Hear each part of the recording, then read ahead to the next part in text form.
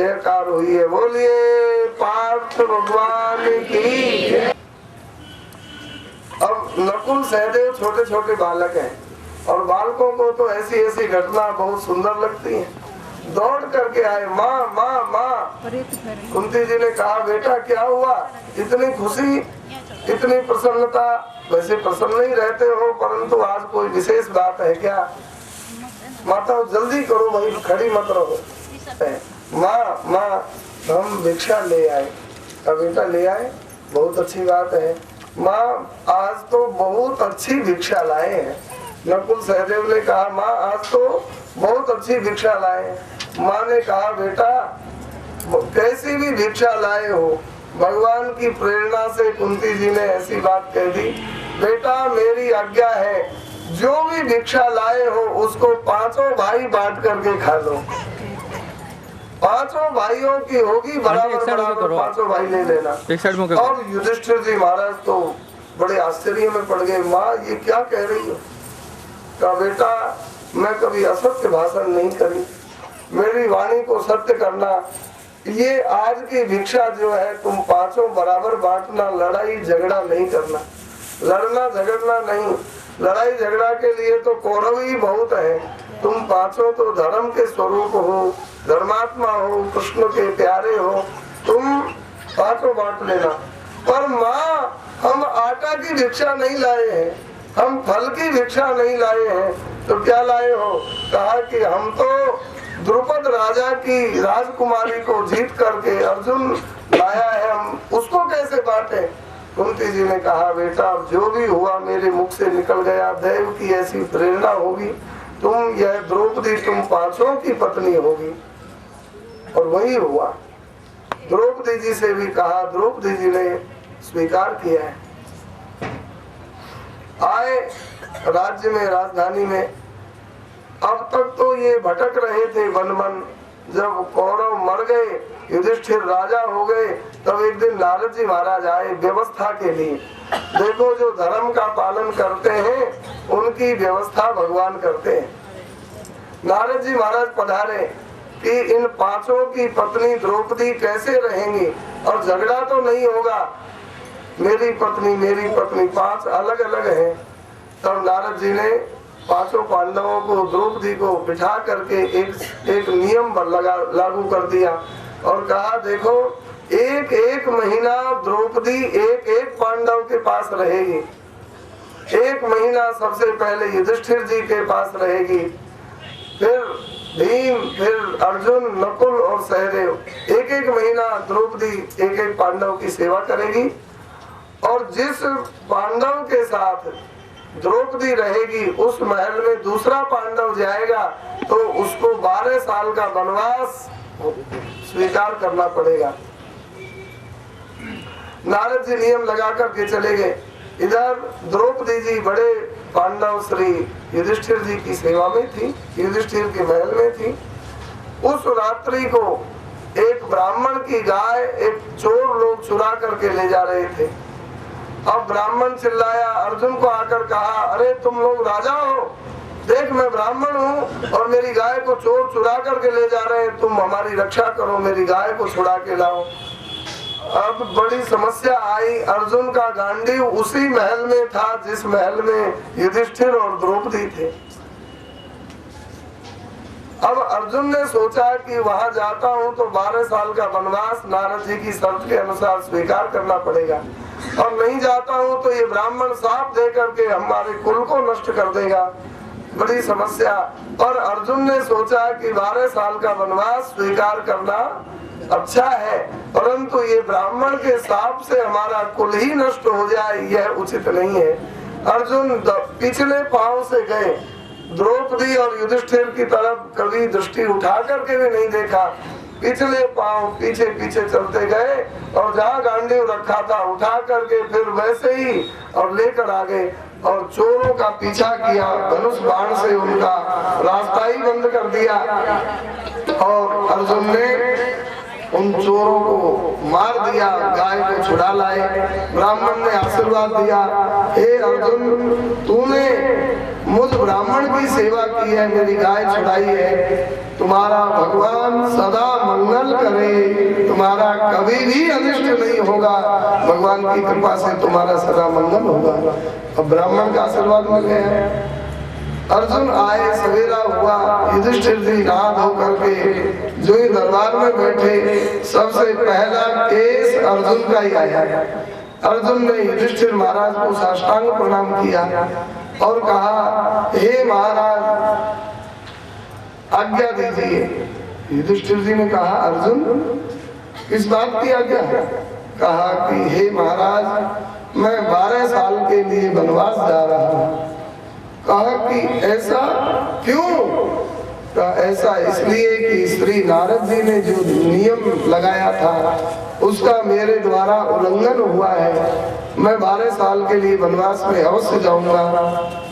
खुद दंड को स्वीकार कर लेने से भगवान प्रसन्न होते हैं। गलती नहीं करनी चाहिए, और गलती हो जावे तो वह खुद ही उस गलती का दंड स्वीकार करते हैं। अर्जुन ने कहा, 12 साल के लिए मैं वन में तो जाऊंगा। युधिष्ठिर जी ने कहा, अर्जुन तूने किसी वासना अथवा काम भाव से तुमने ऐसा किया था? कहा बिल्कुल नहीं, ब्राह्मण की गाय को बचाने के लिए ऐसा किया था। तो कहा तुम अधर्म कहाँ किए? तुमने अधर्म नहीं किया, तुम वन में नहीं जाओगे। कहा हे भाई साहब, आप तो मेरे ऊपर कृपा करते हैं, वात्सल्य है, इसलिए उस दंड को नहीं भोगने देते हैं, परंतु मैं तो अवश्य जंगल में जाऊंगा। प्रणाम किए और अर्जुन वनवास के लिए निकल गए। ये पांडवों की कथा कोई सुनता है, भगवान श्री कृष्ण का प्यारा हो जाता है। अर्जुन वन में गए और उस वनवास काल में अर्जुन के कई ब्याह हुए और बड़ी बड़ी उपलब्धियां हुई। नाग कन्या उलूपी के साथ अर्जुन का ब्याह हुआ, जिसने महाभारत में बड़ा भारी सहयोग दिया। उसी प्रसंग में 12वां वर्ष चल रहा था वनवास का।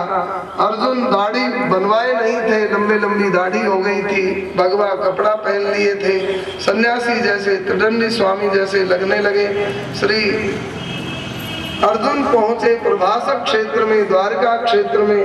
भगवान श्री कृष्ण आगे बढ़ करके उनका स्वागत किए। भगवान सर्वज्ञ है, सब जानते हैं।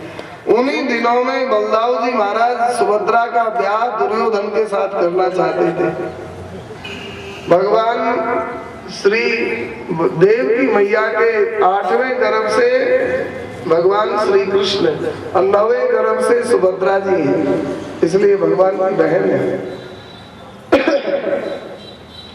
श्री अर्जुन पहुंचे द्वारका क्षेत्र में। भगवान ने कहा, हे सन्यासी जी प्रणाम। अर्जुन संकुचित हुए, हे प्रभु आप तो मेरे नाथ हैं, मेरे स्वामी हैं। कहा अर्जुन मैं जानता हूँ तो सन्यासी नहीं है, अर्जुन है। कहा प्रभु आपसे क्या छिपा है, 12 साल का वनवास भोग रहा हूँ। कहा अर्जुन चलो हमारे बगीचे में रह जाना, हम और कुछ तो देंगे क्या, मेरी बहन को तुम दक्षिणा में ले जाना, उड़ा करके ले जाना, भगा करके ले जाना। कहा कि बलदाऊ जी के हलमूसल से कौन बचाएगा? कहा वो तो हम देख लेंगे। बोलिए वृंदावन बिहारी, वो तो हम सब देख लेंगे। अर्जुन की हिम्मत तो नहीं हो रही थी, परंतु भगवान की इच्छा है। भगवान ने आकर के श्री बलदाऊ जी जो बहुत भोले हैं उनसे कहा, दाऊ दादा देखो हमारी बहन का ब्याह तो होना ही है ना। कहा हाँ हाँ कृष्ण, बहन का ब्याह तो धूमधाम से होगा। कहा दाऊ दादा किनके साथ? का दुर्योधन बड़ा अच्छा है, राजा है, बलवान है। भगवान भीतर भीतर कह रहे थे कि बलवान तो है पर कुछ दिन में मरने वाला है, मेरी बहन विधवा होगी, मैं नहीं चाहता हूँ। महाभारत युद्ध में दुर्योधन मारा जाएगा, परंतु बड़े भाई का विरोध भी तो नहीं कर सकते हैं, पर विरोध करेंगे दूसरे ढंग से। तो बलदाऊ जी ने कहा, भगवान ने कहा कि दाऊ दादा बहन का मंगलमय ब्याह हो जाए निर्विघ्न, कोई जनरेटर भी खराब न हो, लाइट का सिस्टम भी गड़बड़ न हो। इसके लिए देखो संतों की सेवा करनी चाहिए। कहा कन्हैया संतों की सेवा से तो कल्याण होता है, पर संत कहाँ है? कहा कि दाऊ दादा हमने सुनी है कि हमारे बगीचे में एक बहुत बड़े महापुरुष पधारे हुए हैं और खुद ही ठहरा के आए हैं। दाऊ दादा हमारे बगीचे में बहुत बड़े महापुरुष त्रिदंडी स्वामी हमारे बगीचे में आए हुए हैं और जाओ दाऊ दादा उनको न्योता दे करके बुला लाओ। मैं बहन जी को कहता हूँ ये बढ़िया व्यंजन बना लेंगी और बढ़िया उन संत की सेवा करने से मंगल होगा। सीतापति सेवक सेवकाई, सीतापति सेवक सेवकाई, सीतापति सेवक सेवकाई, सीतापति सेवक सेवकाई, कामधेनु सय सरिस सुहाई, कामधेनु सय सरिस सुहाई, कामधेनु सय सरिस सुहाई, कामधेनु सय सरिस सुहाई। महाराज भगवान के सेवक की अर्थात संत की सेवा 100 कामधेनुओं से भी ज्यादा फल देने वाली होती है।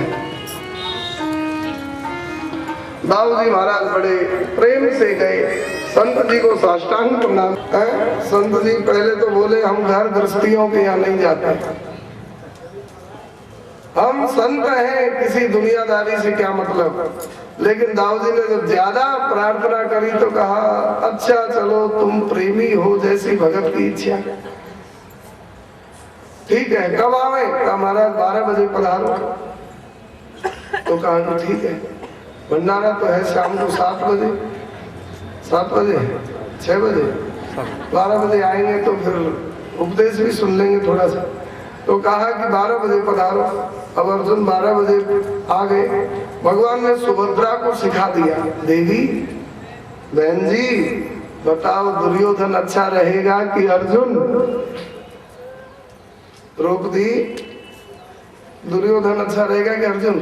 कहा भैया तुम जिसको अच्छा जानो उसके साथ कर दो। कहा कि जी मेरे मन में तो अर्जुन की आ रही है। कहा मेरे भी मन में अर्जुन की है। बोलिए बहन भाई की। वह नीच दुर्योधन से मेरा क्या लेना देना। सुभद्रा जी भगवान की योग माया है, योग माया की अवतार है। सुभद्रा जी ने कहा हम भी अर्जुन को चाहती हैं। कहा तो ये जो सन्यासी महात्मा आ रहे हैं ना, ये कोई सन्यासी महात्मा नहीं है, ये अर्जुन ही है। अपने पति को ब्याह से पहले ही बढ़िया भोजन कराओ, खूब बढ़िया भोजन बनाओ, व्यंजन बनाओ, सुंदर बनाना, कच्चा मत रखना और मीठा की और घी की कमी मत रखना, प्रेम से बनाओ और अपने हाथ से जिमाओ। और सुनो बहन, पेट भर के जिम लेना तो मैं रथ को दरवाजे के बाहर खड़ा कर देता हूँ और जब वो नीचे आवे उतर के तुम साथ साथ आना और उनकी हिम्मत न होए तो तुम अर्जुन को उड़ा ले जाना। बोलिए कृष्णचंद्र भगवान की। क्योंकि सुभद्रा जी रथ संचालन भी अच्छी तरह से करना जानती है। सुभद्रा जी ने कहा ठीक है भैया जैसा आप कहोगे। ठीक। और दाऊ दादा को तो हम मना लेंगे बाद में, दाऊ दादा को तो हम शरण पकड़ लेंगे। तो ऐसा ही हुआ, अर्जुन आए, आसन लगाकर बिठा दिया और सुभद्रा जी ने अपने हाथ से अपने पति को प्रेम से जिमाया। अर्जुन जिम लिए, तब अर्जुन नीचे आए तो अर्जुन धर्मात्मा है। धर्मात्मा भगवान के कहने से भी अधर्म में नहीं लग पाता है, क्योंकि उसका हृदय विलक्षण है। अर्जुन नहीं ऐसा कर सके, लेकिन अर्जुन रथ में बैठ गए और सुभद्रा जी ने घोड़ों की लगाम पकड़ी और सुभद्रा जी भगा कर ले गई है। अब हल्ला मच गया पूरी द्वारका में, अरे राजकुमारी को सन्यासी भगा ले गया, हल्ला मच गया। दाऊ जी को आया गुस्सा, सन्यासी, अरे हम तो बड़े श्रद्धा से उसको लाए, बड़ा गड़बड़ निकला, हमारी बहन को भगा ले गया। और किसी ने कहा वो सन्यासी नहीं, वो तो अर्जुन था। अरे अर्जुन की इतनी हिम्मत, अभी मैं अर्जुन को हल मुसल से ठीक कर दूंगा। जो ही मारने के लिए जा रहे थे, भगवान ने चरण पकड़ लिए, दाऊ दादा दुर्योधन से अच्छा है। अच्छा तो तेरी इच्छा थी क्या? कहा थोड़ी थोड़ी इच्छा भी मेरी भी थी, तो पहले क्यों नहीं बताया? अब तो बहन को ले ही गया। चलो अब जो कुछ हुआ, बुलाओ अर्जुन को, बुलाओ। फिर दोबारा से बुलाया और विधि पूर्वक श्री वसुदेव जी ने अपनी कन्या का कन्यादान किया है। अर्जुन ने पाणी ग्रहण किया है। बोलिए वृंदावन बिहारी। ऐसे हुआ तेरी दादी का ब्याह। अरे पोते महोदय, सुन लिया दादी का ब्याह? ऐसे हुआ। ऐसा क्यों किया? भक्तमाली जी महाराज, श्री श्री गणेश दास जी महाराज कहते कि भगवान ने बहन के साथ ऐसी लीला क्यों कराई? का इसलिए कराई, भगवान ने जगत को शिक्षा दी, हम किसी की बहनों को लाएंगे तो हमारी भी बहन ऐसे ही जाएंगी। तो जैसा तुम करोगे किसी के साथ व्यवहार, ऐसा ही तुम्हारे साथ भी होगा। भगवान ने अपनी बहन को फिर अर्जुन को दिए हैं। आनंद हो गया। बोलिए द्वारकाधीश भगवान की जय। जनकपुरी में 2 भक्त थे, बहुत भक्त थे, लेकिन 2 भक्तों की कथा है। एक बहुलास को जनक और दूसरे श्रुतदेव नाम के ब्राह्मण, ये दोनों बड़े भारी भक्त थे। देखो 3 सिद्धांत है। एक है कि अगर सामर्थ्य है तो दौड़ करके भगवान के पास पहुंच जाओ, भगवान कृपा करेंगे। सुंदर हो असुंदर हो परवाह मत करो, सुंदर तो श्याम सुंदर बना लेगा, परंतु भगवान के पास पहुंच जाओ। इसका भागवत जी में उदाहरण है गोपियां। गोपियां असुंदर थी, फिर भी भगवान के पास पहुंच गई, तो भगवान ने अपने हाथ से उनको सुंदर बना दिया, सजा दिया। दूसरा सिद्धांत है, पहुंच नहीं सको तो चल तो पड़ो, भगवान पहुंचा देंगे। उसके उदाहरण है सुदामा जी महाराज। घर से चल पड़े और पहुंचा लिया, भगवान ने गरुड़ जी के द्वारा बुला लिया। तीसरा सिद्धांत है, चल भी नहीं सको तो चलना है, यह निश्चय तो कर लो। तो क्या होगा? तो कहा कि या तो हम निश्चय कर लें कि भगवान के पास जाना है, तो या तो भगवान ही चल करके हमारे पास आ जाएंगे, या अपनी कृपा से हमको उठा करके अपने पास बुला लेंगे, परंतु निश्चय तो कर लें। और इसके उदाहरण है महाराज बहुलासुर जनक। मिथिला के राजा जनक थे, सीता जी के पिता जनक दूसरे हैं, और वो त्रेता के थे, ये द्वापर के जनक हैं। इस गद्दी पर जो भी राजा बैठेगा उसको जनक ही कहा जाता है। अब इनका नाम है बहुलासुर जनक। ये जनक जी नित्य प्रति द्वारकाधीश के दर्शन का मनोरथ करते, तैयारी करते, सारथी से कहते रथ सजा के रखना, मैं पूजा से जो ही छूटूंगा हम लोग आज द्वारका चलेंगे। अब रोजाना ऐसे ही प्रोग्राम बनाते, पर पूजा करने में देर हो जाती, सोचते कि आज देर हो गई अब कल चलेंगे। फिर पूजा में इतने मस्त हो जाते, तन्मय हो जाते कि ध्यान ही नहीं रहता समय का। आज देर हो गई कल चलेंगे, फिर आज देर हो गई कल चलेंगे। कितने महीना हो गए परंतु समय ही नहीं मिल पाता था। श्री कृष्णचंद्र प्रभु ने सोचा कि राजा को पूजा से समय नहीं, और मैं तो फुर्सत में हूँ, तो वह मेरे पास नहीं आ पा रहा है, तो मैं तो उसके पास जा सकता हूँ। भगवान सप्त ऋषियों को और मुख्य ऋषियों को लेकर के जनकपुर पधारे हैं, ऐसा भागवत जी में लिखा है। श्री सुखदेव जी महाराज कहते हैं, राजन मैं भी उस समय भगवान के साथ था, उन ऋषियों में। महाराज आप थे तो क्या हुआ वहां? तो कहा कि भगवान जो ही मिथिला में पहुंचे, राजा बहुलासुर जनक ने तैयारी स्वागत की बड़ी भारी कर रखी थी, और एक गरीब ब्राह्मण भी आ गया वहां, उनका नाम श्रुतदेव था। श्रुतदेव ब्राह्मण भगवान को अपने घर ले जाना चाहते थे और श्री जनक जी अपने घर ले जाना, महल में ले जाना चाहते थे। अब भगवान ने सोची कि राजा के यहाँ जाऊं तो ब्राह्मण सोचेगा कि धनवानों के यहाँ ये भी जाते हैं, गरीब को कौन पूछेगा। और ब्राह्मण के यहाँ जाऊं तो राजा सोचेगा हम तो क्षत्रिय हैं, ये तो ब्राह्मणों के भगवान हैं, हमारे थोड़े ही हैं। भगवान ने उसी समय दो दो रूप बनाए। भगवान दो बन गए, ऋषि मुनि भी दो बन गए, रथ भी दो बन गए, घोड़े भी दो बन गए, सब दो बन गए। एक रूप से भगवान राजा के यहाँ पधारे, एक रूप से भगवान श्रुतदेव ब्राह्मण के यहाँ पधारे। राजा के यहाँ स्वागत हुआ, उसका कौन वर्णन कर सकता है। विलक्षण भाव और सामग्री की कमी नहीं, परंतु श्रुतदेव ब्राह्मण के यहाँ क्या हुआ उसकी कथा है। ब्राह्मण श्रुतदेव के यहाँ जब भगवान पधारे तो श्रुतदेव अपना दुपट्टा लकड़ी में झुला करके और आकाश में फहरा करके नाचने लगा। आहा, मेरे घर में ठाकुर जी आ गए, मेरा कितना बड़ा सौभाग्य, मेरे समान बड़भागी कौन। इतना आनंद में डूब गए कि भगवान को जल की तो कौन कहे, आसन देने का भी ध्यान नहीं रहा। अब भगवान खड़े हैं, ऋषि मुनि खड़े हैं, दर्शन कर रहे हैं, वो नाच रहा है। ऊंचो करी पट नाचन को लागे है, ऊंचा पट करके नाचने लगे। अब भगवान देख रहे थे तो बाद में होश आया कि अरे मैं इतनी देर से नाच ही रहा हूँ, ठाकुर जी खड़े हैं। तो तुरंत संभल करके और भगवान के लिए आसन बिछा दिया, प्रभु विराजो। भगवान को दुख लग गया, भगवान को अच्छा नहीं लगा। क्यों? भगवान ने वहां पर सदुपदेश दिया है। श्री सुखदेव जी महाराज कहते हैं, एवं स्वभक्तयो राजन भगवान भक्त भक्तिमान उषित्वादिश्य सन्मार्गम पुनः द्वारवती मगार। हमारे यहाँ पुराण शास्त्र बहुत है, परंतु ऐसा शब्द भागवत जी में है और एक अध्यात्म रामायण में भी है और कहीं दूसरे शास्त्रों में ये शब्द नहीं है। कौन सा? का भगवान भक्त भक्तिमान।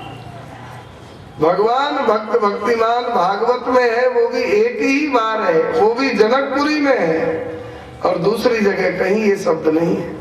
भगवान भी है और भगवान भक्त भी है। भक्त भी भक्त ही है, लेकिन भगवान तो भक्त भी है और भगवान भी है। कैसे? भक्त इसलिए हैं क्योंकि वो भगवान का भजन करते हैं, इसलिए भक्त हैं। परंतु भगवान भक्त कैसे हैं? का भगवान भक्त भक्तिमान। भगवान भक्तों की भक्ति करते हैं, इसलिए भगवान भक्त हैं। और यहाँ पर भगवान ने सदुपदेश सन्मार्ग का उपदेश दिया।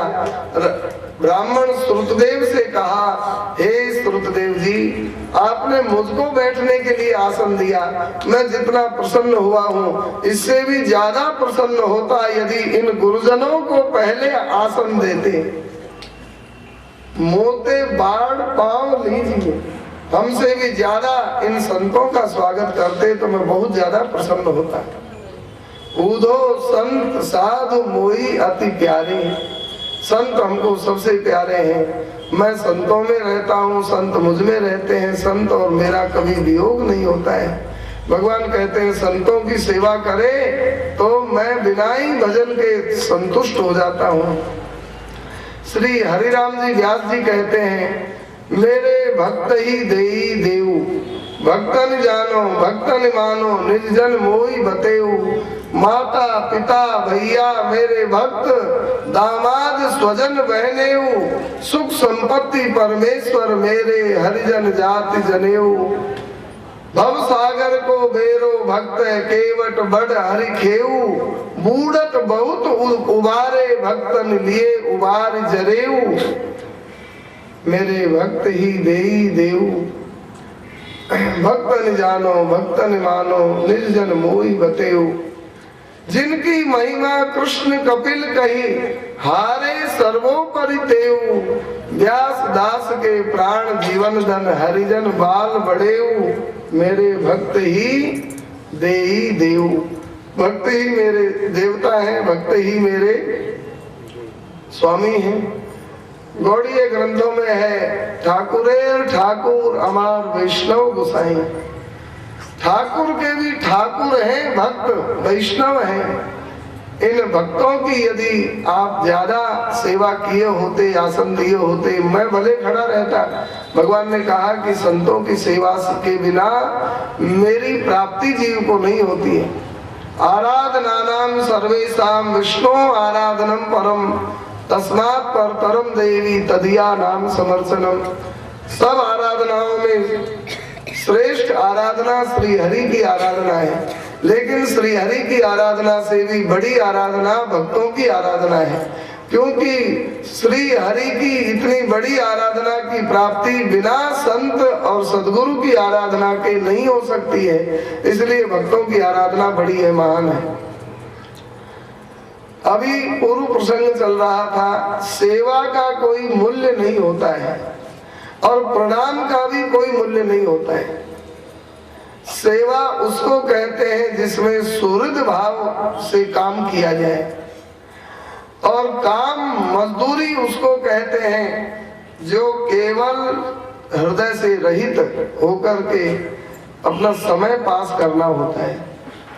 तो काम की मजदूरी हो सकती है, परंतु सेवा की और प्रेम पूर्वक जो कार्य है उसकी मजदूरी क्या होगी।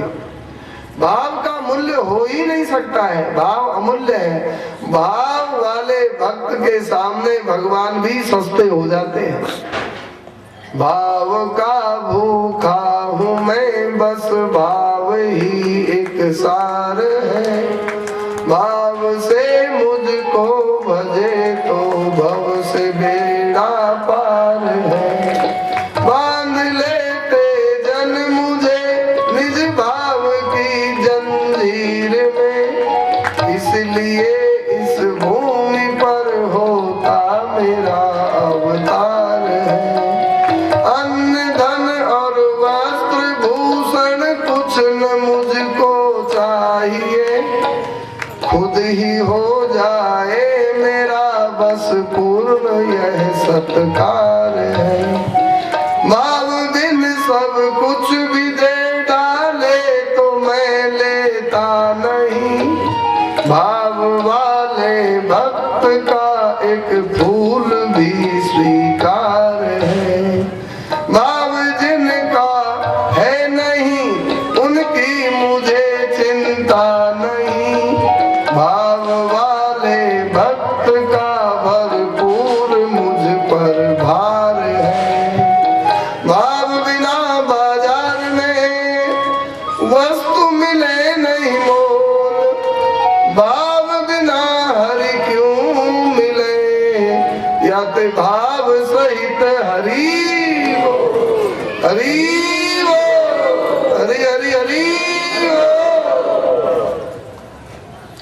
गरुड़ पुराण में एक श्लोक है, न काष्ठे विद्यते देवो शिलायाम न कदाचन भावे ही विद्यते देवो तस्मात् भावम समाश्रयेत्। काठ में भगवान नहीं रहते हैं तो पत्थर में तो कैसे रहेंगे, क्योंकि पाहन तेन काठ कठिनाई। तो काठ में भगवान नहीं रहते हैं तो कर्मा माई की खिचड़ी कैसे खाते हैं जगन्नाथ जी, काठ का शरीर विग्रह है। और पत्थर में नहीं है तो खंबा में से नृसिंह भगवान कैसे निकलते हैं।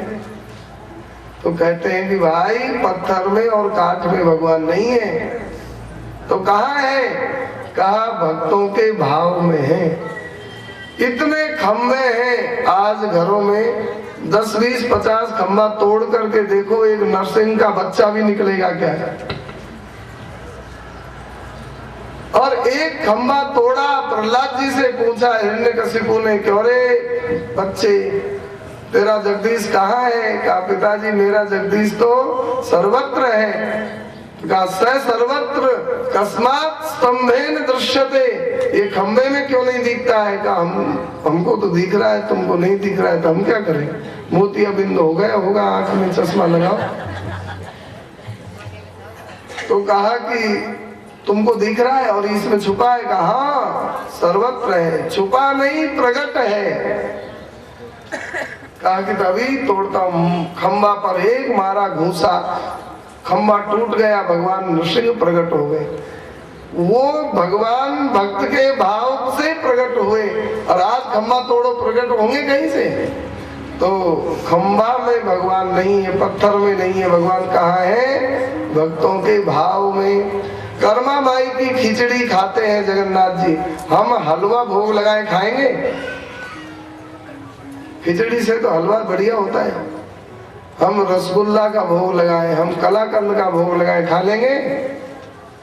और वहां बिना रीत भात भोग खिचड़ी लगावे, बिना कर्म कांड के, बिना नहाए धोए, बिना बर्तन मांजे, बिना उसके, और बस सवेरा होते ही खिचड़ी चढ़ा देती। न राख निकाली, न कुछ किया, न बर्तन धोए, चढ़ा देती। और जगन्नाथ जी पहले ही आ जाते, बनी नहीं उससे पहले ही, कर्मा कर्मा कर्मा। इनका नाम तो और कुछ रहा होगा, परंतु भगवान पहले ही हल्ला मचाते रहते, कर्मा खिचड़ी कर्मा, तो कर्मा ही नाम हो गया। माँ कर, माँ कर, कर्मा कर्मा। लोग सुनते कर्मा कौन है? यही कर्मा है, वो कर्मा कहने लगे कर्मा। तो कर्मा की खिचड़ी खाते हैं, खिचड़ी नहीं खाते हैं तो क्या खाते हैं? कर्मा का भाव खाते हैं। सबरी के बेर खाए, हम लोग आम खिलाए खाएंगे? पका आम, बेर से तो बढ़िया होता है, लेकिन हमारा तो आम भी नहीं खाएंगे। और वहां तो कहते हैं कंदमूल फल सुरस यति दिए राम कौआन, प्रेम सहित प्रभु खाए बारंबार बखान। प्रेम से भगवान भिलनी के बेर खाते जा रहे हैं, और हमारा तो आम भी नहीं खाएंगे, जामुन भी नहीं खाएंगे। क्यों? अरे बेर नहीं खा रहे हैं, बेर के माध्यम से भगवान भाव खा रहे हैं भिलनी का। भिलनी का जैसा भाव हो तो हमारा भी खा लेंगे। विद्रानी के छिलका खा रहे हैं और होश नहीं है क्या खा रहे हैं, तो छिलका खा रहे हैं कि भाव खा रहे हैं? विद्रानी का भाव खा रहे हैं। हमारा भी भाव होए तो भगवान हमारे भी कुछ भी खा लेंगे। बकरी होती है ना, भैंस और बकरी, गाय को नहीं लेंगे, भैंस और बकरी। स्वामी श्री राम सुखदास जी महाराज कहते थे कि भैंस बकरी को हरी घास अच्छी लगती है। अब कोई भी हरी घास उसको दिखाए वो खा लेंगे, चाहे अभी थोड़ी देर बाद में कसाई गड़ासा चला करके बकरी का वध करेगा और वह भी हरी घास ले वो खा लेगी बकरी। वो ये नहीं जानती है कि तू हमारे प्रति भाव नहीं रखता है, तू हमारा वध करेगा, काट देगा, कुछ नहीं, क्योंकि वह भाव को जानती ही नहीं है। वह तो केवल हरी घास को जानती है, हरी घास की प्रेमी होती है। ऐसे ही भगवान वस्तु को जानते ही नहीं है, भगवान केवल भाव को ही जानते हैं। और भाव होए तो कुछ भी खिलाओ भगवान खा लेंगे, और भाव नहीं होए तो बढ़िया से बढ़िया दुर्योधन की 56 मेवा को ठोकर मार के भाग जाएंगे। और हम लोग हैं भाव को जानते ही नहीं है। कोई रुपया दे तो ले लेंगे, कपड़ा दे तो ले लेंगे, और कोई फल दे तो ले लेंगे। भाव को जानते हैं उसका क्या भाव है? भोजन करावे तो हाँ कर लेंगे, चाहे जहर मिला है चाहे जैसा भी है, क्योंकि हम भाव को जानते ही नहीं है। वृंदावन बिहारी लाल की श्री भगवान ने बड़ा सुंदर उपदेश दिया। तो भगवान भक्त भक्तिमान, यह है भागवत जी का बड़ा विलक्षण शब्द है, जो एक बार ही आया है और सब जगह ये प्राय नहीं देखने को मिलता है। श्री स्वामी जी कहते थे कि सेवा का कोई मूल्य नहीं होता है। पत्नी से पति ने सुख लिया और सेवा ली है, बाप की आत्मा बेटा कैसे होती है? भागवत जी का वाक्य है। क्यों होती है? इसलिए होती है, ध्यान से सुनिए। पत्नी से पति ने सुख लिया और सेवा ली है, और ये सुख और सेवा का मूल्य हो ही नहीं सकता है। इसलिए वह पति इस कर्जा को चुकाने के लिए पत्नी के पेट में जाकर के बालक बनकर के पैदा होता है और उसको माँ बनाकर उसकी सेवा करता है, तब वह ऋण चुकेगा।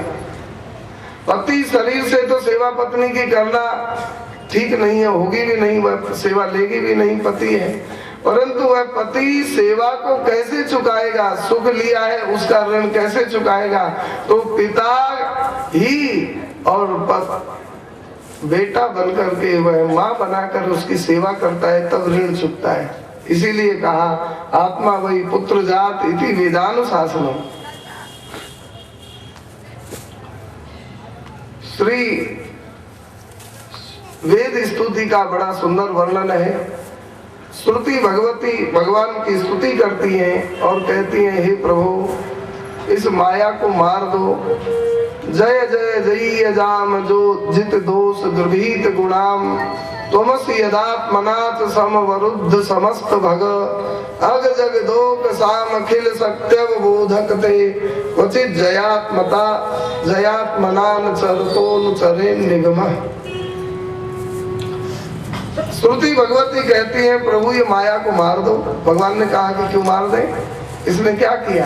कहा आपके भोले भाले जीवों को फुसला करके भटकाती है नरकों में 84 में, इसलिए ये बड़ी दुष्ट है, मार दो।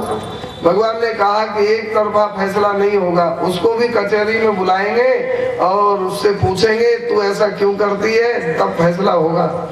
एक दिन भगवान ने तारीख दे दी और माया भी पहुंची कचहरी में, और ये श्रुति भगवती तो थी ही। भगवान ने कहा माया तेरी शिकायत आई है। माया ने कहा प्रभु क्या शिकायत है? शिकायत ये है कि तू हमारे भोले भाले जीवों को और मिथ्या सुख दिखा करके, रूप रस गंध शब्द स्पर्श दिखा करके, और तू भोग भुगवाती है नरकों में और 84 में भटकवाती है और उनको कष्ट देती है, रुलाती है, ऐसा क्यों करती है? माया ने कहा हे प्रभु मैं आपके भक्त और आपके भजन में लगे हुए जो जीव हैं उनको देख भी नहीं सकती हूँ, परंतु जो आपके विमुख हैं उनको तो मैं अटंगी लगा लगा करके पटकती हूँ, और मैं उनको आपकी ओर ही बढ़ने के लिए प्रेरित करती हूँ। मैं 84 में नहीं डालती हूँ। मैं तो उनको कहती हूँ कि भगवान का भजन नहीं करोगे तो ऐसे ही दुख पाओगे, करो भगवान का भजन, भगवान में लगो, नहीं तो मैं ऐसे ही मारूंगी, ऐसे ही थप्पड़ पड़ते रहेंगे। बोलिए भक्त वत्सल भगवान की। भगवान ने कहा पीठ ठोक दी, कहा ऐसे ही करती रहे। भगवान ने कहा करती रहे। और जो भगवान का भजन करते हैं उनको माया देख भी पाएगी। जय दिस नारद बैठे फूली,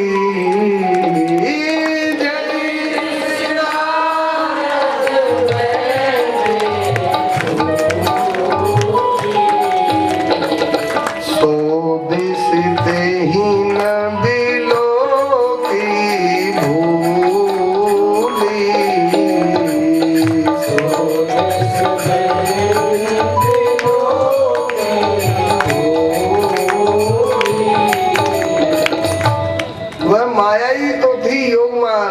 मोहिनी भगवान की माया। सो हरि माया सब गुण खानी,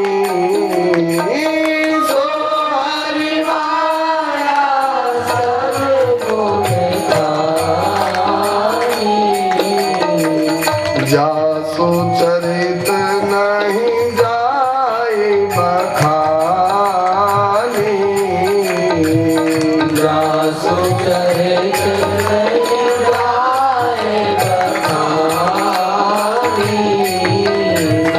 वो माया ही तो ही, परंतु है माया।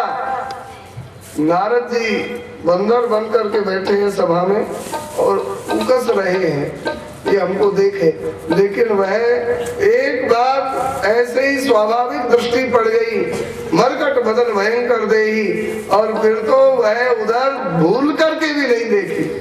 जय दिशी नारद बैठे फूली, और सो दिशी तेईन बिलो की भूली। गोस्वामी जी का कहने का मतलब है कि भगवान के जो भक्त हैं, संत हैं, उनको तो माया देख ही नहीं पाएगी, लेकिन दिशा को ही त्याग दिया, अर्थात संतों को तो देखेगी नहीं, संतों के पास में जो जितने जीव बैठे हैं उनको भी त्याग देगी माया, अर्थात वो भी माया से रहित हो जाएंगे। बोलिए गुरुदेव भगवान की। उस दिशा को ही त्याग दिया तो मतलब पूर्व दिशा में नारद जी बैठे थे, तो पूर्व दिशा को ही छोड़ दिया, तो पूर्व दिशा में और भी तो कई राजा महाराजा बैठे होंगे, तो वो भी बच गए माया की दृष्टि से। दिशा को ही त्याग देती है माया। एक बार एक राक्षस था, बृकासुर, शकुनी का बेटा था। उसने शिव जी की तपस्या करी, भगवान शिव ने कहा वरदान मांगो, तो उसने वरदान मांगा कि हे भोलेनाथ मैं मांगूंगा, वो दोगे? कहा जो मांगेगा दूंगा। अब शिव जी की भूल ये हो गई कि पार्वती जी के सहित आ गए वरदान देने के लिए। अब पार्वती जी बड़ी सुंदर, अब ये दुष्ट राक्षस के मन में आया कि ये कितनी सुंदर है, यही मेरी पत्नी बन जाए पार्वती जी को। अब शिव जी तो भोले नाथ हैं, अब कहा है वरदान मांग, तो इसने कहा मैं वरदान मांगूंगा, दोगे? कहा दूंगा, जो मांगेगा। कहा कि यस्य यस्य करे शेषनी धास्य स म्रियतामिति, यही वरदान दो जिसके सिर पर हाथ धरूं वो भस्म होए तनु जारी जी, भस्म हो जाए। शिव जी ने कहा तथास्तु। अब ये पता नहीं था इसके दिल दिमाग में क्या है। अब ये आगे बढ़ा, शिव जी के सिर पर हाथ धरने, क्या करता है? कहा कि तुम्ही को जलाना है। कहा क्यों जलाएगा?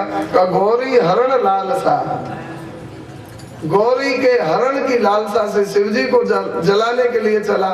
आगे आगे शिव जी और पीछे पीछे भस्मासुर भाग रहा था। शिव जी एक पहाड़ की तरफ भागे, भगवान से प्रार्थना किए, हे श्री हरि रक्षा करो, रक्षा करो। भगवान ने कहा भोलेनाथ ऐसे ऊट पटांग चेलाओं को ऐसे ही आशीर्वाद दे देते हो, अपने भी आपस में पड़ जाते हो। कहा प्रभु रक्षा करो, ये तो बड़ा भयंकर है। भगवान ने कहा इधर भाग जाओ, मैं इसको देखता हूँ। अब भगवान आए, भागवत जी के अनुसार भगवान ब्रह्मचारी बनकर के आए, ज्योतिषी, बगल में पोथी है। भगवान ने कहा हे शकुनी नंदन बृकासुर कहाँ चले जा रहे हो? अरे कहा शंकर को जलाने जा रहा हूँ। क्यों जलाओगे? अरे खेलने खाने दो, बेचारा भजन करता है, रहने दो। कहा नहीं जलाना है। क्यों? कहा पार्वती को मैं पत्नी बनाना चाहता हूँ। कहा तो पत्नी बना लो, इसको क्यों जलाओगे? कहा कि अरे इसके रहते कैसे पत्नी बना पाऊंगा? तो कहा कि अच्छा तो फिर जला दो, जला दो। पर जलाओगे तो तब जब आग लिए हो, कुछ आग के बिना कैसे जलेगा? अरे कहा इसके सिर पर हाथ धर दूंगा, भस्म हो जाएगा। कहा मूर्ख, सिर पर हाथ धरना आशीर्वाद होता है कि भस्म होता है? कहा पर और किसी का सिर पर हाथ धरना आशीर्वाद हो सकता है, परंतु मैं कोई संत थोड़ी हूँ, मैं तो राक्षस हूँ। मैं तो जिसके ऊपर सिर हाथ रखता हूँ वह भस्म ही हो जाता है, क्योंकि इसी ने वरदान दिया है। मैंने तपस्या करी, शिव जी ने कहा वरदान मांगो, तो मैंने कहा जिसके सिर पर हाथ धरो भस्म हो जाए। तो अब क्या कर रहा है? कहा उसी के ऊपर हाथ धर रहा हूँ। कहा बहुत बढ़िया, बहुत बढ़िया, बारे शाबाश, गुरु की विद्या गुरु पे ही चलाने जा रहा है। तो कहा कि ऐसा तो उसने कहा और तूने मान लिया? कहा हमने मान लिया, शिव जी की बात झूठी नहीं होती है। कहा कि झूठी और सच्ची कब हुई है बताओ? भगवान बोले सच्ची कब हुई है? जब से दक्ष उसके ससुर ने साप दिया है तब से उसकी बुद्धि ठिकाने है। और जिसकी बुद्धि ठिकाने हुई कब क्या कहेगा कोई पता है? देखो ये इस राक्षस को मोहित करने की वाली भाषा है, आप लोग सत्य नहीं जानना। वो तो पागल है, ऐसे ही बड़बड़ाता रहता है, कुछ भी कह देगा। और तूने सत्य मान लिया, और सत्य यदि है तो तू परीक्षा किया है, किसी को जलाकर देखा है पहले? ना, पहली बार उसी के ऊपर प्रयोग करने जा रहा था। तो कहा कि ऐसा कर, पहले परीक्षा करके देख ले, अगर जल जाए तो ठीक, नहीं तो तू जलाने जाएगा वो शिव को, और शिव के तीसरे नेत्र में भयंकर प्रलयाग्नि रहती है, उसका नेत्र खुलेगा, तेरी हड्डी का भी पता नहीं चलेगा। एक बार परीक्षा कर लेगा, तू इधर आ, तेरे सिर पर धरता हूँ। मेरे सिर पर क्यों धरेगा, तेरा सिर नहीं है क्या? अपने सिर पर धर। कहा कि मैं जल गया तो? कहा जलेगा थोड़ी, ऐसा कर, उपाय बताता हूँ। भगवान की मीठी मीठी बातों में यह राक्षस आ गया। भगवान ने कहा देख, ऐसे धीरे धीरे धरता जाना, ऊपर से लाता जा, और देख लेना जलने लायक ताप उससे पहले ही हटा लेना। इसने कहा कि ठीक कहता है। भगवान जिसको समझावे और वह न समझे, ऐसा हो सकता है? इसने सोचा ठीक है, परीक्षा तो कर ही लेनी चाहिए, कहीं खतरा में आ जाए। इससे भगवान ने कहा ऊपर हाथ करो, सिर के ऊपर, सताना नहीं तो जल जाएगा, धीरे धीरे लाओ। तो वो धीरे धीरे लाता जा रहा था। भगवान पूछ रहे थे दूर खड़े होकर, क्या ताप लग रहा है? का बिल्कुल नहीं लग रहा है। कहा तो और ले आ नीचे, और नीचे ले आ। अब ताप लग रहा है? का नहीं। कहा कि तो और ले आ, और ले आया बिल्कुल पास में। कहा अब ताप लग रहा है? का नहीं। तो कहा कि जब इतनी पास से ही ताप नहीं लग रहा है तो जलेगा थोड़ी, धर के देख ले। और जो ही धरा, भस्म होकर के राख की ढेरी हो गया। बोलिए पतित पावन भगवान की जय। ये तो भागवत जी के अनुसार, और पुराण के अनुसार बड़ी सुंदर कथा। पुराण के अनुसार भगवान पार्वती ही बन करके आ गए। अनेक रूप रूपाय विष्णवे प्रभ विष्णवे, पार्वती बन करके आ गए और बड़े प्रेम से बोले, हे वृकासुर, हे शकुनी नंदन, कहाँ भगे चले जा रहे हो? सुनो सुनो। इसने सोचा कि इतनी मधुर आवाज किसकी है, कौन बोलता है? देखा पार्वती, और वो पार्वती तो जैसी की, ये तो बड़ी चटकीली मटकीली पार्वती, ये तो मोहिनी है। तो वह बेचारा एक कदम भी आगे नहीं भाग सका, दर्शन करके खड़ा रह गया।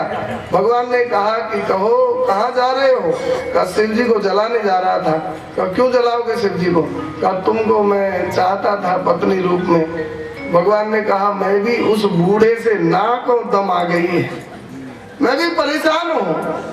कभी भांग खाता है, कभी घोटने के लिए कहता है, कभी क्या करता है, कभी बड़बड़ाता है भूत प्रेतों के संग। मैं अब कैलाश में देखो, न मेरे लिए किचन है, न बाथरूम है, न रसोई है, और न कोई शयनागार है, रजाई गद्दा पलंग तकिया, कुछ भी तो व्यवस्था नहीं करी है। ब्याह भर कर लिया है और मैं बहुत दुख पा रही हूँ। भैया तुम तो बहुत अच्छे हो, मैं तुमको चाहती हूँ। बोलिए भक्तवत्सल भगवान की जय। तो कोई व्यवस्था नहीं कर रहा, क्यों ब्याह किया था? अब गाली देने लगे भगवान, बड़े मधुर बोल रहे थे। इसने सोचा कि काम बन जाएगा शायद, क्योंकि इधर से भी तैयार, इधर से भी तैयार, फिर विघ्न क्या है? भगवान ने कहा कि मैं तुम्हारी पत्नी बन जाऊंगी, तेरे जैसे वीर को कौन नारी नहीं स्वीकार करेगी। परंतु, एक परंतु क्यों? परंतु क्या?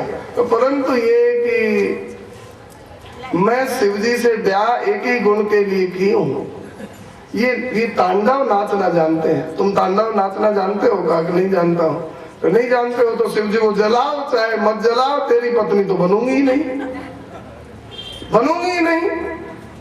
तो कहा देवी हमको तो तुम चाहिए।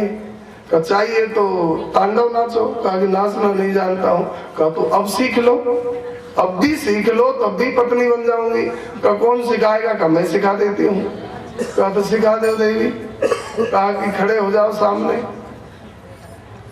अब ये सामने खड़ा हो गया। भगवान ने कहा सुनो, मैं जैसे करूं वैसे ही करो। तो भगवान ने दोनों हाथ कटी पर रखे। कहा तुम भी रखो, नाचो। अब वो नाचने लगा महाराज, कटी पर हाथ रखे।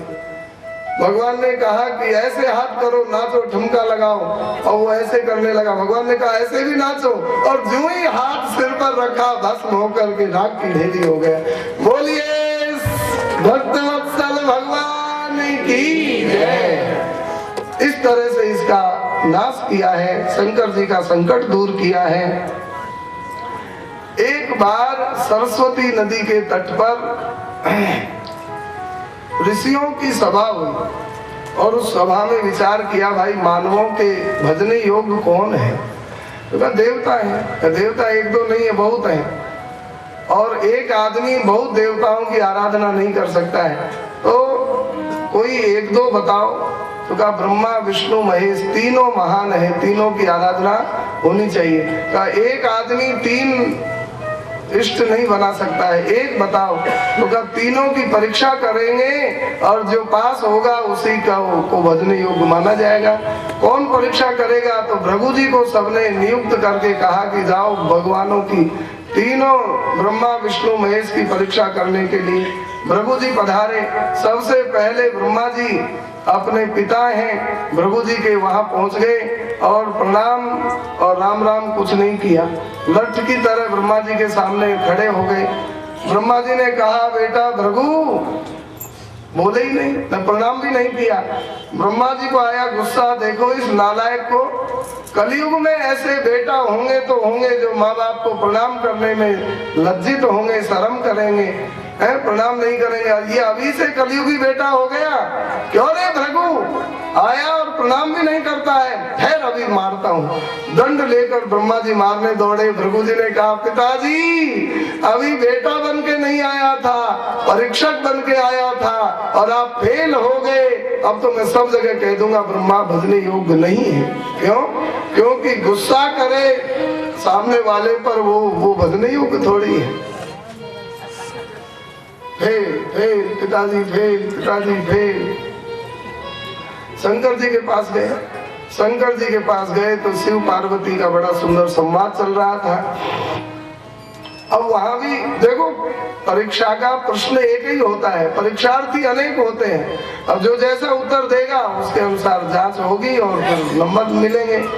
तो प्रश्न एक ही है भृगु जी का, माने कुछ बोलो चालो मत, जाकर खड़े हो जाओ और जो जैसा व्यवहार करेगा उसी के अनुसार पास फेल होगा। तो ब्रह्मा जी को गुस्सा आ गया, फेल हो गए। अब शंकर भगवान के पास भी जाकर खड़े हो गए चुपचाप और राम राम श्याम श्याम कुछ नहीं। अब ब्रह्मा जी के तो बेटा है परंतु शिव जी के तो भैया है। अब बाप को प्रणाम न करे तो अनीति है, परंतु भाई को प्रणाम करे तो भी अच्छा, नहीं करे तो भैया ही सम्मान करे, यही नीति है। शंकर भगवान ने सोचा ये आया है बहुत दिन में भृगु और हम ही सम्मान करें। तो भगवान शिव बहुत शीघ्रता में खड़े हुए और खड़े होकर कहे आओ भैया भृगु, आओ बहुत दिनों में आए हो, मिलने के लिए गले लगने के लिए आगे बढ़े शिव जी। भृगु जी 5 कदम पीछे हट करके बोले दूर दूर दूर, मिलने के लिए चल दिए। शमशान की बबूती लपेटे हो, सांप बिछी लपेटे हो, मुंड माला पहने हो, हमको भी अपवित्र करोगे? दूर, नहाने धोने का ठिकाना नहीं, मिलने के लिए चल पड़े, दूर रहो। अब शिव जी ने कहा नाना पार्वती त्रिशूल, हम तो मिलने जा रहे हैं, एंडी मेडी बोल रहा है, और त्रिशूल लेकर भागे। भृगु जी ने कहा भैया फेल, शिव जी फेल फेल, भाग गए भृगु जी। पार्वती जी ने कहा भोलेनाथ आज आप फेल हो गए। कहा तो तू कहना क्या चाहती है? तो मैं यही कहना चाहती हूँ कि ये भैया बनकर के नहीं परीक्षक बनकर के आए, आप गुस्सा नहीं करते तो क्या हो जाता? शिव जी ने कहा गुस्सा कर लिया तो क्या हो गया? कहा आप फेल हो गए। कहा फेल तो हमको होना ही था, हमारे नारायण तो सबसे श्रेष्ठ है ही है, हम तो जान मान करके फेल हुए, क्योंकि पास होने में बड़ी भारी आफत थी, समस्या थी, हम ही को सब भजते और हम कहाँ भजन कर पाते। मेरा तो रात दिन नाम जपने का स्वभाव है। तुम पुनि राम राम दिन राती, तुम पुनि राम राम दिन राती, सागर जपऊं अनंग अराती, सागर जपऊं अनंग अराती, मंगल भवन अमंगल हारी, मंगल भवन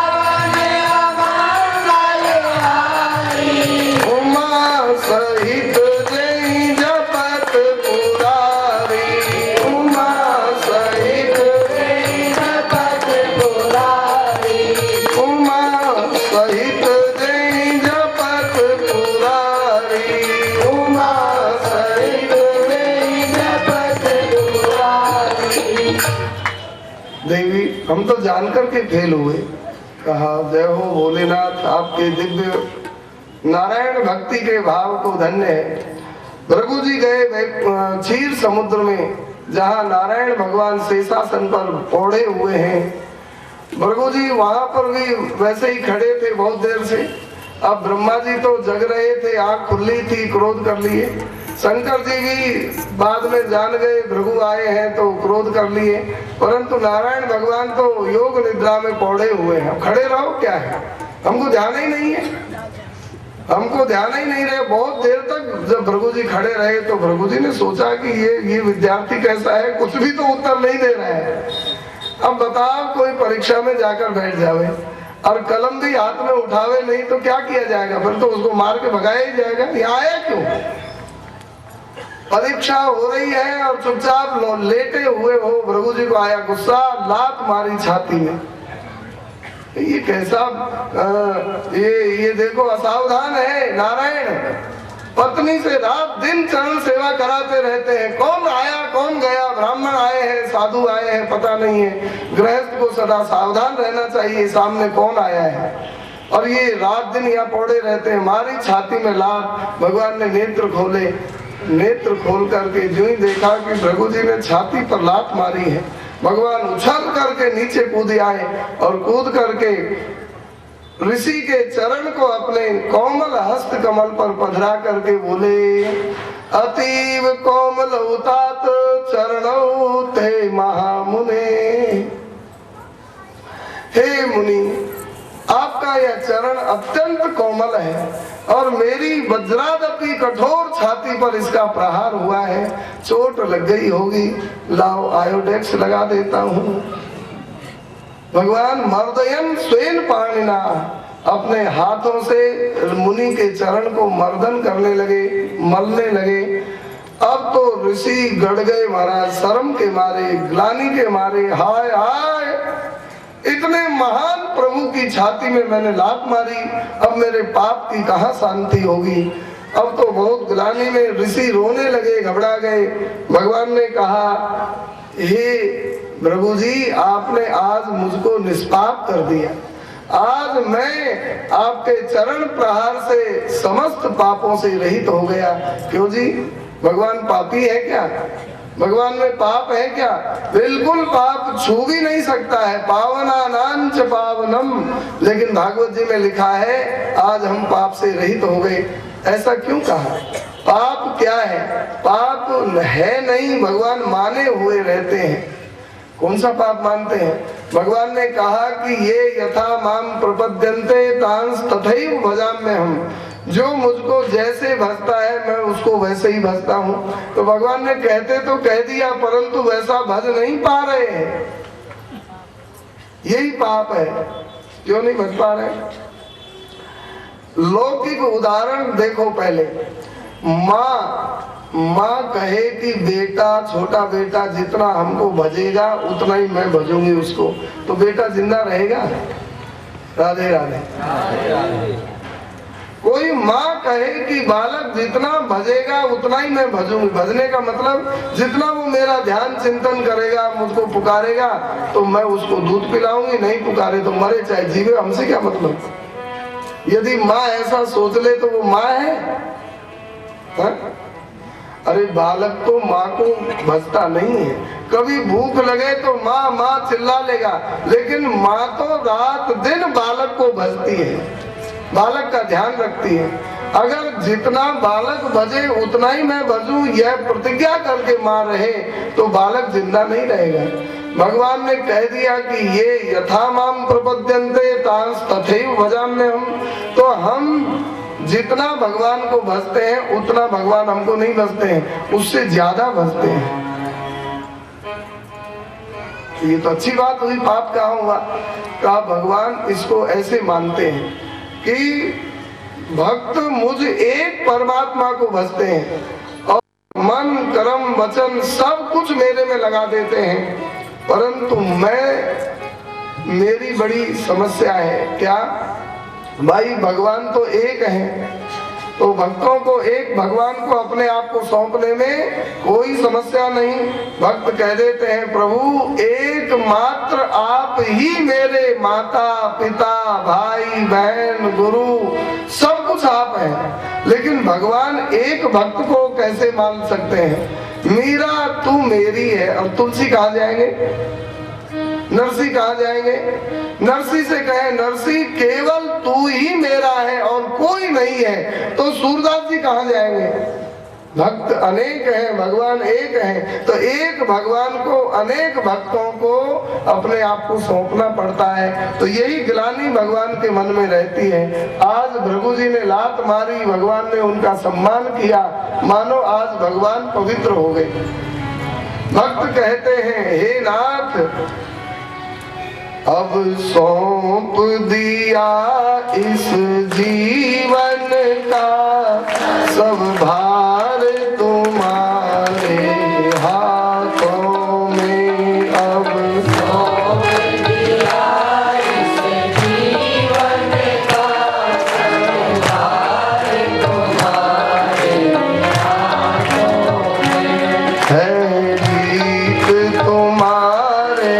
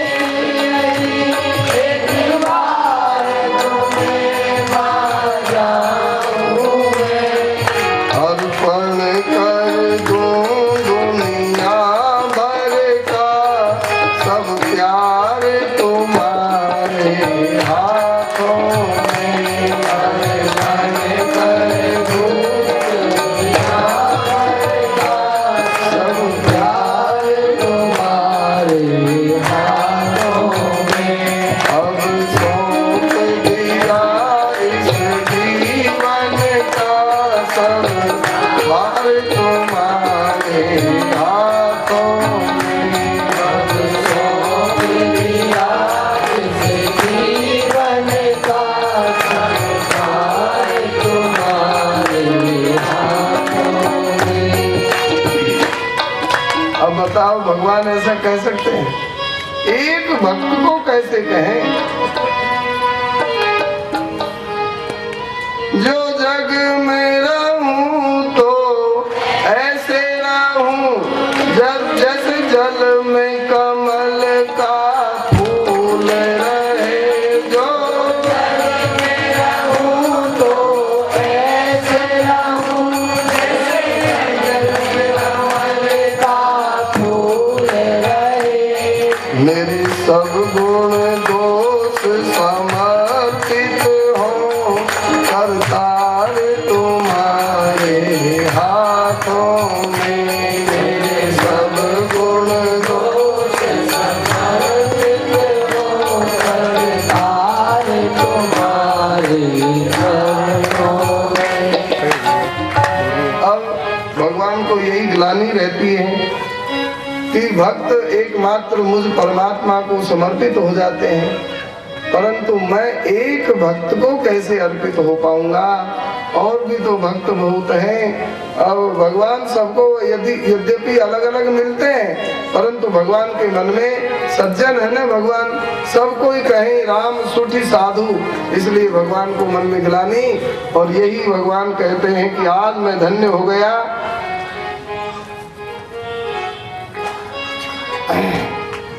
इस तरह से एक ब्राह्मण थे द्वारका में। द्वारका में एक पंडित जी थे, उनके बालक होते ही मर जाते थे। वह मरे हुए बालक को ला करके भगवान के द्वार पर लाकर डाल देता, गाली देने लगता, तुम लोग राजा हो, राजा के पाप से ही प्रजा में अमंगल होता है, तुम लोग क्या ध्यान नहीं देते हो, मेरे बालक मरते जा रहे हैं और तुम लोग राज्य कर रहे हो राजा बन करके। एक बार बालक मरा और वह गाली दे रहे थे पंडित जी, अर्जुन जी वहीं थे। अर्जुन जी बोल पड़े, ए पंडित जी क्या बकर बकर कर रहे हो? कहा कि हाँ मैं गाली दे रहा हूँ। कहा क्यों गाली दे रहे हो? कहा मेरा बालक मर गया। तो मर गया तो कहना क्या चाहते हो? कहा यही कहना चाहता हूँ कि राजा के पाप से ही प्रजा में अमंगल होता है, यथा राजा तथा प्रजा। अब ये राजा बन करके और बैठे हैं ऊंचे सिंहासन पर और प्रजा में अमंगल हो रहा है, कहाँ क्या कमी है राज्य में, उसको सुधारते क्यों नहीं है? राजा की गलती है। अब भगवान चुपचाप हैं, बलदाव जी चुपचाप हैं, उग्रसेन चुपचाप हैं, प्रद्युम्न अनिरुद्ध कुछ नहीं बोल रहे हैं, परंतु अर्जुन बहुत बढ़ करके बोले, है पंडित जी सुनो, आगे तुम्हारा बालक हो न तो मुझको कहना। तू क्या करेगा? क्या मैं मरने नहीं दूंगा। अर्जुन को 10 गाली और दी वो ब्राह्मण ने। तो बहुत बढ़ बढ़ के बोलता है, कौन है तू? कौन है तू? कौन खेत की क्या है? तो कहा कि मैं, मुझको नहीं जानते हो?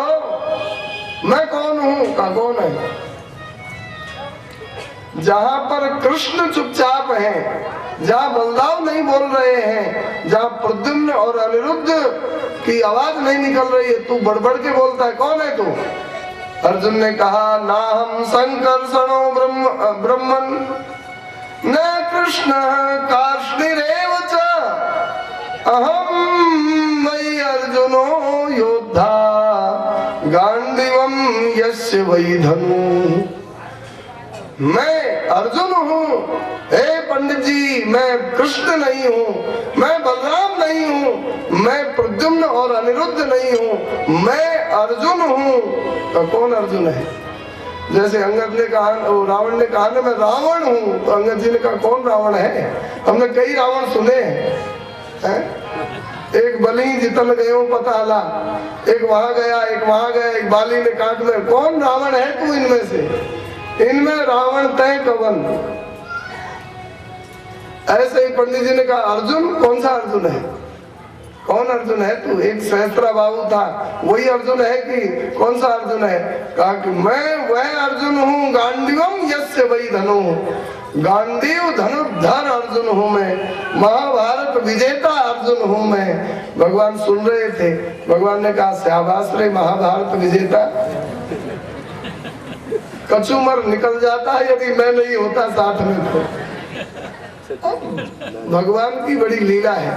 देखो करते कराते भगवान है, लेकिन जीव उसको अपना पुरुषार्थ मान लेता है और यही जीव का संकट में पड़ने का बहुत बड़ा कारण बन जाता है। मैंने महाभारत जीता है इन भुजा के बल पर, इस गांडीव धनुष के बल पर। मैं गांडीवधारी अर्जुन हूँ। और ये गांडीव भगवान की कृपा से ही मिला है। कहाँ से गांडीव आया? अग्निदेव से आया, भगवान की कृपा से मिला है। लेकिन ऐसी लीला है, भगवान ने कहा बच्चू अब बढ़िया फंस गया। पंडित जी ने कहा कि सुनो ए गांडीवधारी, यदि बालक नहीं बचा पाया तब? तो कहा जो तुम कहोगे वही करूंगा। कहा जिंदा जलना पड़ेगा चिता में? कहा जल जाऊंगा। कहा ठीक है, अब आगे बालक हुए तो हमको खबर करना। उसके पत्नी के बालक था, जन्म का समय आया, ब्राह्मण ने अर्जुन को कहा आ जाओ गांडीवधारी, अब बालक होने वाला है। अब अर्जुन आए और अर्जुन ने ऐसा बाणों का टट्टर बनाया कि हवा भी बाहर से भीतर नहीं जा सके। ठसाठस बाण, और बड़ा सुंदर बनाया घर के चारों तरफ। और बार बालक मरता था, शरीर तो रहता था।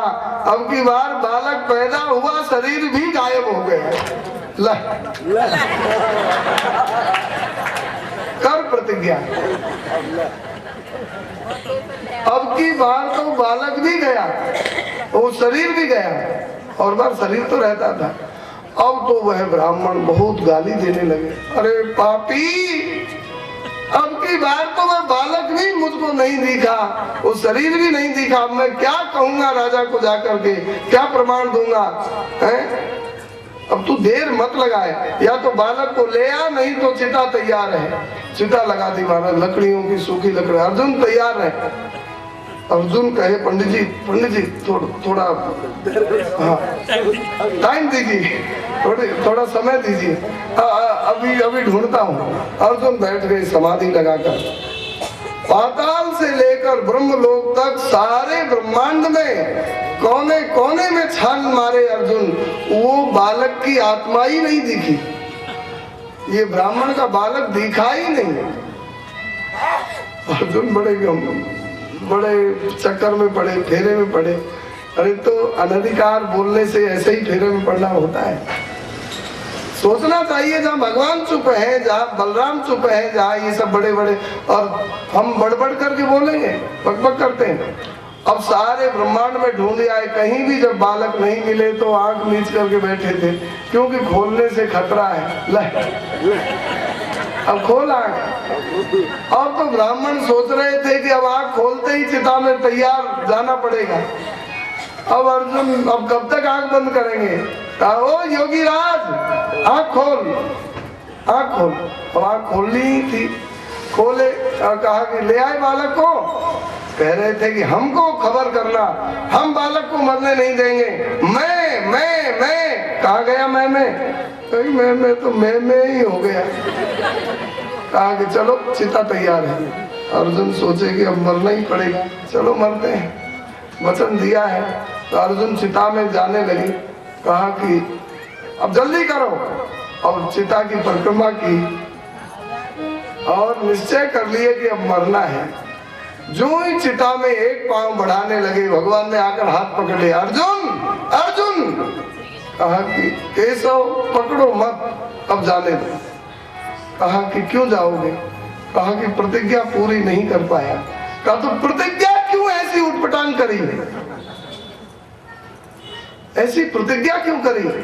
कहा कि करी तो मर भी तो रहा हूं। कहा मरेगा कैसे, नहीं मरने दूंगा। कहा कि तो आप भी तो वहीं थे, मैं प्रतिज्ञा कर रहा था, तो आप मेरा मुंह क्यों नहीं रोक दिए? आप भी वहीं थे, आप सुन रहे थे। का मुंह रोक देता तो ये चिता वाला दृश्य कैसे आता? चिता में ये भी तो दृश्य आना था। और अनधिकार बोलने से क्या परिणाम होता है, इसका ये इतिहास कैसे बनता? इसलिए तो कहा कि अब मर रहा हूं, अब मरो मत। कहा तो बालक नहीं आएगा तब तक मैं जिंदा नहीं रह सकता हूँ, एक शर्त है। कहा चलो बालक को लेने चलते हैं। कहा लेने कहाँ चलोगे, पूरे ब्रह्मांड में बालक है ही नहीं है। कहा ब्रह्मांड के बाहर पहुंच गए, वहां से लेकर के आएंगे। भगवान तो सदा सदा के अर्जुन के श्रीखंड के सारथी प्राप्त हो ही गए, बिना वेतन के सारथी। तो कहा बैठो रथ में, और बैठे रथ में और भगवान रथ चलाए। ब्रह्मांड के उस पार लोकालोक पर्वत है। लोक आलोक, लोक माने प्रकाश, आलोक माने अंधकार। तो लोकालोक पर हम लोग टार्च लेकर जाते हैं, कहीं गड्ढा कहीं ठोकर न लगे।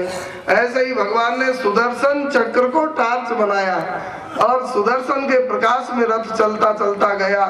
दूसरे और लोक में भूमा पुरुष, वहां भगवान गए, वहां पर ब्राह्मण के 10 बालक विराजमान थे। भूमा पुरुष भगवान ने अर्जुन और श्री कृष्ण का स्वागत किया। आओ आओ अर्जुन, आओ आओ श्री कृष्ण, तुम दोनों को मैंने भेजा था भूभार हरण करने के लिए। कितना काम हो चुका है? भगवान ने कहा प्रभु बहुत काम हो चुका है और लगभग पूरा ही हो चुका है, बस अब आने की देर है। कहा कि तुमको देखे हमको बहुत दिन हो गया था और आज देखने की इच्छा हुई, इसीलिए ये ब्राह्मण के बच्चों को मैंने यहाँ बुलवा लिया और अब ये ब्राह्मण के बच्चों को ले जाओ, अर्जुन को बचाओ।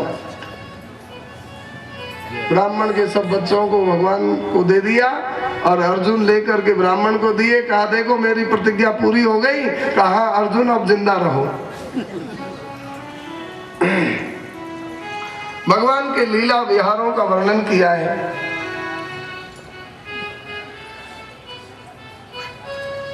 एक बड़ा सुंदर दृष्टांत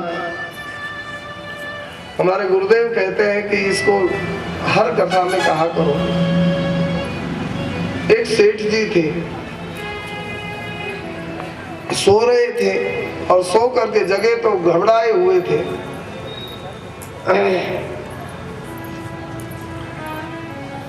घबराए हुए सेठ जी, सेठानी ने पूछा क्या हुआ? अभी भले अच्छी तरह से सो रहे थे, हुआ क्या? घबराए हुए हो। कहा कि क्या बताऊं? कहा हुआ जो बताओ, क्या बताओ? कहा कि सपना आया। सपने में क्या हुआ? कहा लक्ष्मी जी आई। लक्ष्मी जी क्या कह रही हैं? कह रही हैं कि सेठ जी मैं तुम्हारे यहाँ आई और अब आई तो कर्म के अनुसार अब तुम्हारा यहाँ का रहने का हमारा पूरा समय हो गया, अब मैं जा रही हूँ। सेठ जी राम राम, जा रही हूँ। अरे कहा तूने रोका क्यों नहीं? सेठानी ने कहा कि मैं तो रोने लगा। माता जी मत जाओ, तुम भी कोई पाता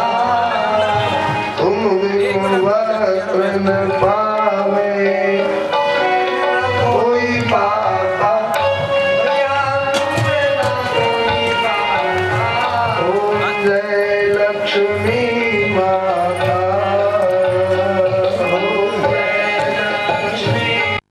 नहीं, एक खाली प्रसाद उठा रहा हूँ मैं। अरे एक मिनट हाथ उठाओ, एक मिनट प्रसाद लेना चाचा, एक मिनट दोनों दिखा दो प्रसाद के। पहले कवरेज प्रसाद, अब बनाने वालों की। एक दिन की मोहलत है।